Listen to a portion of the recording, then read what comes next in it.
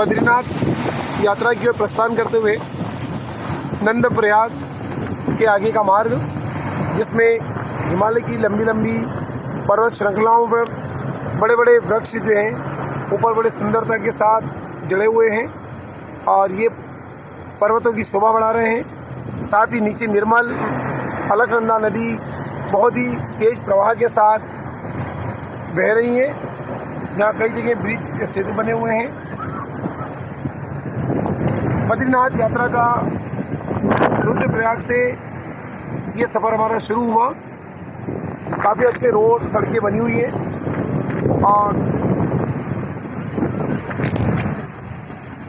सड़कों का जो जाल है वो काफ़ी अच्छा चौड़ा है, आने जाने का मार्ग है, पर्याप्त साधन आने जा रहे हैं, जिसके द्वारा जो है दर्शन करने वाले भक्तों का नियमित रूप से आना जाना लगा रहता है। ये बीच में अलकनंदा नदी आपके दर्शन कर रहे हैं। अलकनंदा नदी बहुत लंबी यात्रा तय करती है और फिर गंगा नदी में जाकर समाहित होती है।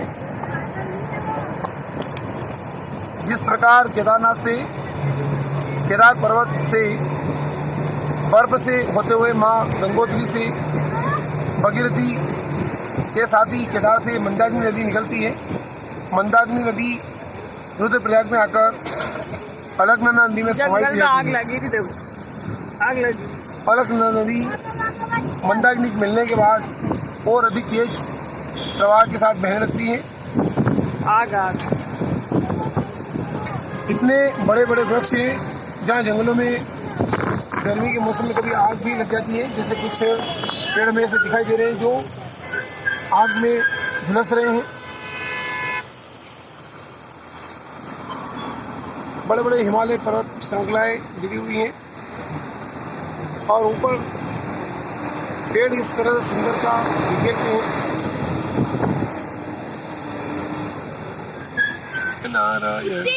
अलकनंदा नदी जो बद्रीनाथ धाम से हिमालय की पर्वत श्रृंखलाओं से निरंतर प्रवाहित थी। बड़े घने जंगल फैले हुए हैं।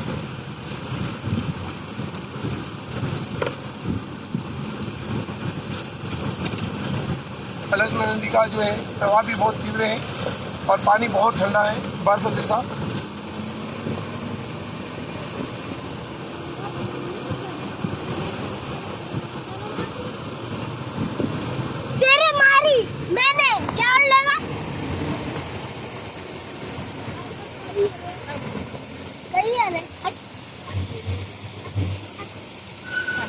बद्रीनाथ धाम की इस यात्रा में ये चारधाम यात्रा का चौथा पड़ाव है, जिसमें रुद्रप्रयाग से हमारा सफ़र शुरू हुआ और रुद्रप्रयाग से होते हुए हम गुप्तकाशी, कोचर, चमोली क्षेत्र से होते हुए और कर्णप्रयाग, नंदप्रयाग और अलकनंदा नदी के किनारे हिमालय की इन पर्वत श्रृंखलाओं के सक्रिय रास्तों से होते हुए भगवान बद्रीनाथ के पवित्र धाम को जाने वाले हैं।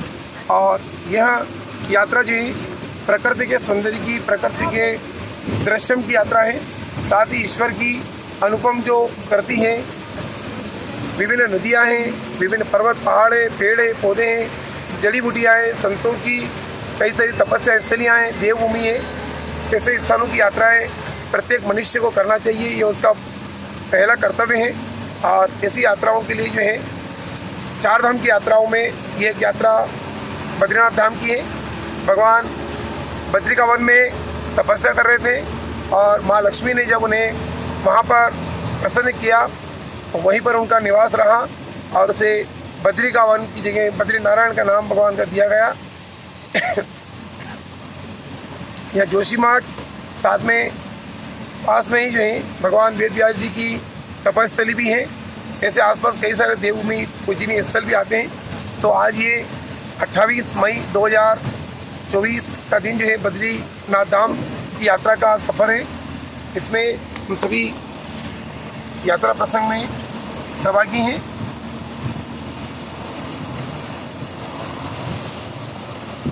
कई सारे छोटे छोटे गांव जो हैं रास्ते में आते हैं, जहाँ यात्रियों के लिए रात्रि विश्राम के लिए ठहरने की व्यवस्था, चाय पानी भोजन की व्यवस्था रहती है। बहुत सामान्य शुल्क बनते हैं। सामान्य शुल्क में यहाँ पर अच्छी व्यवस्था है। यहाँ की जो पहाड़ी नागरिक हैं या क्षेत्र नागरिक हैं वो जुटाते हैं।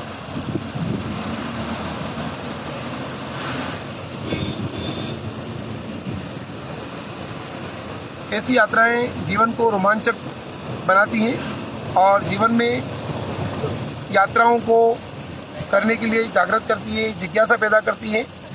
हमारे पुरखों के, हमारे संतों के, ऋषि मुनियों के, हमारे वेदों के, पुराणों के जो उल्लेख हैं उनके माध्यम से इन देव स्थानों को जानने का, देव स्थानों को खोजने का, उनके पौराणिक महत्व को समझने का अवसर हमें मिलता है।